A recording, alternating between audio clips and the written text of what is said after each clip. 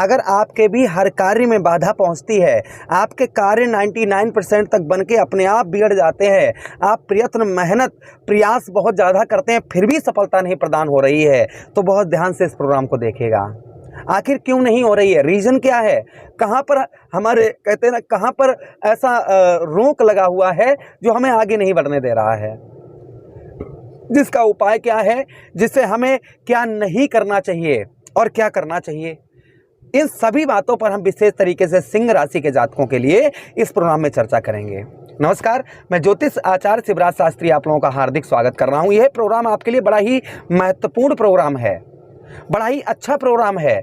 आपकी बहुत सारी समस्याओं से आप छुटकारा पा पाएंगे। ये ऐसा प्रोग्राम है, देखिए आपके ठीक यहाँ पर देखेंगे, आपके अष्टम भाव पर जो हमारे डिप्रेशन का स्थान है, हमारे रुकावटों का स्थान है, यही हमारे मृत्यु का स्थान है, यही मृत्यु तुल्य कष्ट परेशानी का स्थान है, जहाँ पर एक छलिया ग्रह, पापी ग्रह, मायावी ग्रह जो हमें आगे नहीं बढ़ते, हमारे पैर पकड़कर पीछे खींचने का प्रयास करते हैं। ऐसे ग्रह कौन? राहु देव महाराज हमारे अष्टम भाव पर बैठे हुए हैं। ज्योतिष में अच्छा ये भी वर्णन आया है कि राहु एक ऐसे प्लैनेट, एक ऐसे ग्रह हैं जो हमेशा अशुभ फल नहीं देते हैं, कभी कभी अच्छा भी फल देते हैं, लेकिन हर मामले में अच्छा फल नहीं देखने को मिलता है। कहते हैं कि अगर आपको धन देंगे तो खर्च करवाएंगे, धन देंगे तो शारीरिक कष्ट परेशानी देंगे, पत्नी के साथ अनबन कर देंगे, या पत्नी बहुत अच्छी होगी, पत्नी के साथ सही रहेगा तो धन नहीं रहेगा। इस तरीके की कहीं ना कहीं समस्याएं क्रिएट करते हैं, हर सुख नहीं देते हैं। चलिए इन्हीं के बारे में हम समझने का प्रयास करेंगे। आपके ये अष्टम भाव पर कब आए थे? ध्यान दीजिएगा, 30 अक्टूबर 2023 को आपके ठीक कहाँ से? आपके नवम भाव से, आपके भाग्य स्थान से निकलकर और आपके अष्टम भाव पर प्रवेश किया। ये उल्टा चलते हैं, एक राशि में 18 महीने तक गोचर करते हैं। इनको कब से? देखिए ध्यान दीजिएगा, अक्टूबर, नवंबर, दिसंबर, जनवरी, फरवरी, मार्च, अप्रैल और मई, कितने महीने हो गए इनको? 1 2 3 4 5 6 7 8 महीने हो गए हैं। 10 महीने और रह गए हैं, आपके इसी भाव पर रहेंगे। आपको चिंता हो रही होगी कि 10 महीने कैसे झेला जाएगा, तो ध्यान से सुनिए, आपसे ये क्या करवा रहे हैं और आप वो कर भी रहे होंगे। अष्टम भाव पर राहु का प्रभाव, यहाँ पर आपको गुप्त रोग दे रहे होंगे। पहली चीज़, गुप्त रोग, आप समझ रहे हैं ना गुप्त रोग किसको कहते हैं? गुप्त रोग उसको कहते हैं कि पति अगर है तो वो पत्नी को बता सके, पत्नी अपने पति को बता सके, या दोनों लोग डॉक्टर को बता सके कि मुझे ये रोग है। ऐसा रोग, कोई कष्ट परेशानी आपको दे रहे होंगे, वो कोई भी हो सकती है। पेट संबंधी कोई ना कोई आपको रोग दे रहे होंगे, गुप्त रोग दे रहे होंगे।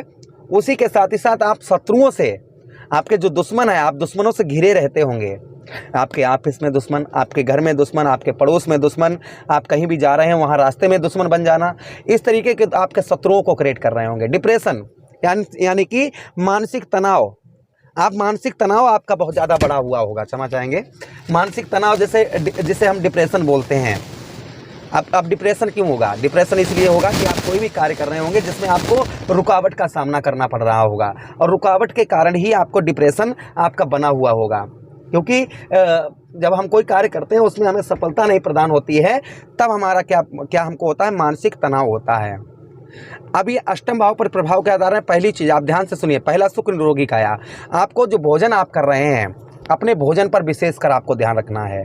भोजन आपको बिल्कुल ही ऐसा नहीं करना है, या कोई ड्रिंकिंग करते हैं या कोई नशा करते हैं, कुछ भी करते हैं जिससे आपको शारीरिक कष्ट परेशानी, पेट संबंधी रोग परेशान हो रहे हैं, गुप्त रोग हो रहे हैं, तो आपको उस भोजन को सबसे पहले कंट्रोल करना है अपने, या फिर अपने खान पान पर सबसे पहले आपको कंट्रोल रखना होगा। नहीं तो ये और ज़्यादा कष्ट परेशानी देंगे। आप जिस दिन क्योंकि आपकी बुद्धि करते होंगे ऐसी कि आप जैसे नशा करते हैं तो आपको बार बार नशा की ओर ले जा रहे होंगे, तो आपको यही जिस तरह आपको गलत चीज़ों की ओर दिमाग जा रहा है, तो आपको वहाँ पर कुछ ब्रेक लगाना है, और जैसे ही आप ब्रेक लगाएंगे तो ये अच्छा फल देना प्रारंभ कर देंगे, आपको उधर नहीं जाने देंगे। फिर अभी आपको धकेल रहे हैं, और जब आप ब्रेक लगा लेंगे तो राहु देव महाराज समझ जाएंगे ये व्यक्ति अच्छा है, इसको गलत दिशा की ओर नहीं ले जाना है हमको, क्योंकि अच्छे कार्य कर रहा है।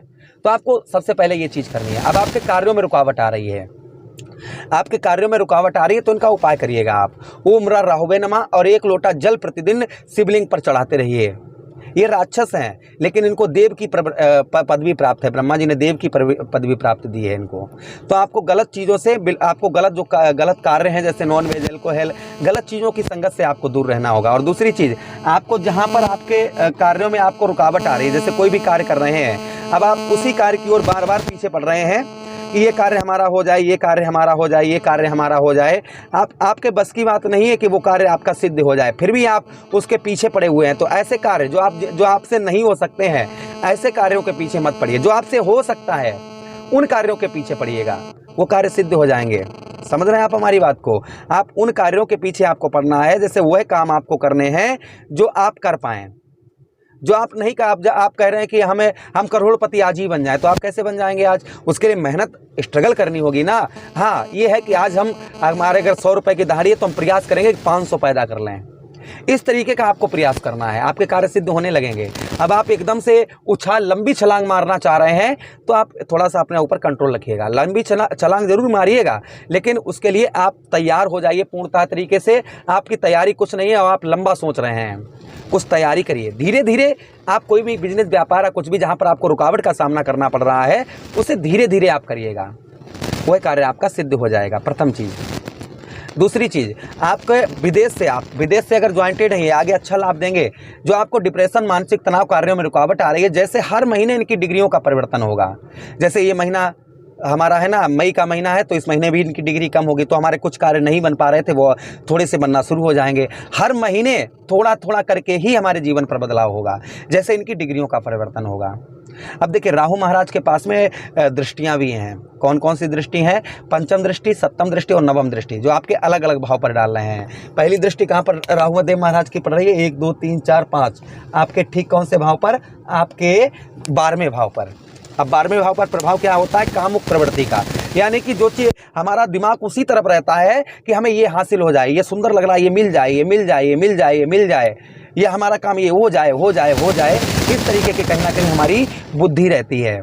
ये कामुक प्रवृत्ति का बनाते हैं इंसान को, पहली चीज़। दूसरी चीज़ क्या है कि यहाँ पर विवेकहीन समझते हैं कि संतोष नहीं है, आज ही काम हो जाए, आज ही हो जाए, आज ही हो जाए। इस तरीके की बुद्धि, जल्दबाजी लाते हैं। तो आपको जल्दबाजी नहीं करनी है, अपने आप को संतोष रखना है कि हाँ, आज नहीं तो कल हमारा कार्य हो जाएगा। बस कार्य की ओर अपनी लगन मेहनत करते रहिए, वह कार्य आपका जरूर सफल होगा। और यही आपको दे भी रहे होंगे, यानी विवेकहीन बना रहे होंगे। असामाजिक कार्यों में इंसान लिप्त रहता है, ऐसे कार्य आप कर रहे होंगे जिससे समाज आपसे विरुद्ध रहे, समाज आपको सपोर्ट नहीं करता होगा, समाज का आपको सपोर्ट नहीं मिलता होगा, या आपके वर्कर या आपकी फैक्ट्री या कुछ भी है जहां पर आपके लोग अच्छा कार्य नहीं करते होंगे, अच्छा दृष्टि आपको मान सम्मान की दृष्टि से नहीं देखते होंगे। ये चीज़ यहाँ पर राहु दे रहे हैं। आप देखिए, वहाँ पर आपको कंट्रोल क्या, सावधानी में बता रहा हूँ।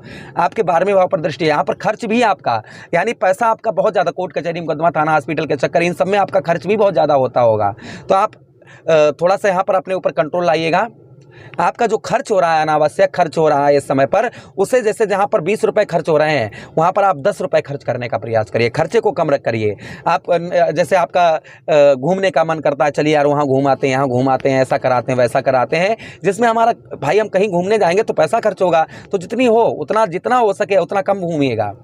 पैसे को जितना आप बचा पाइए उतना बचाइएगा। ये आपसे खर्च करवा रहे हैं, और जब आप पैसे की बचत करना शुरू कर देंगे तो ये आपके धन को और ज़्यादा बढ़ाएंगे, आपके खर्च को और रुकवाएंगे।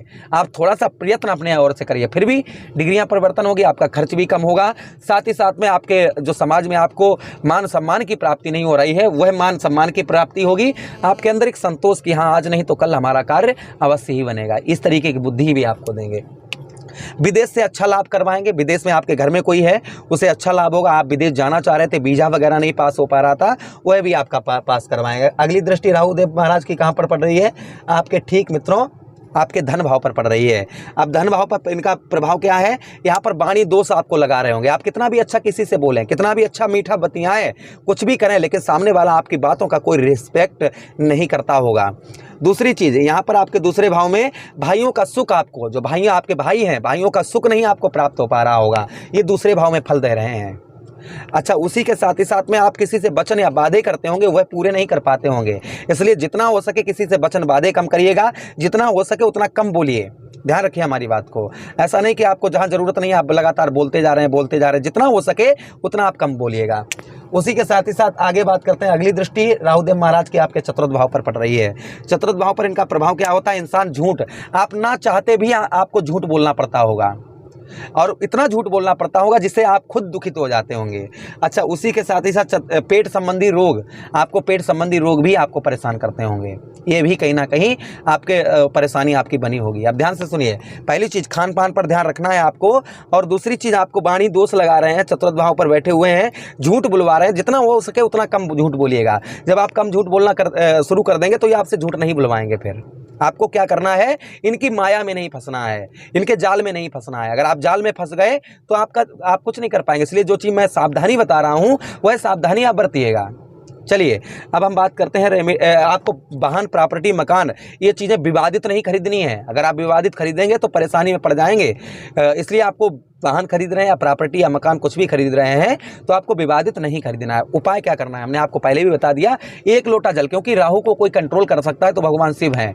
1 लोटा जल प्रतिदिन आप शिवलिंग पर चढ़ाइएगा रोजाना नियम के अनुसार, और साथ ही साथ एक धतूरे का पुष्प या फल आप शिवलिंग पर चढ़ाइए, आपको अवश्य ही उत्तम फल देंगे।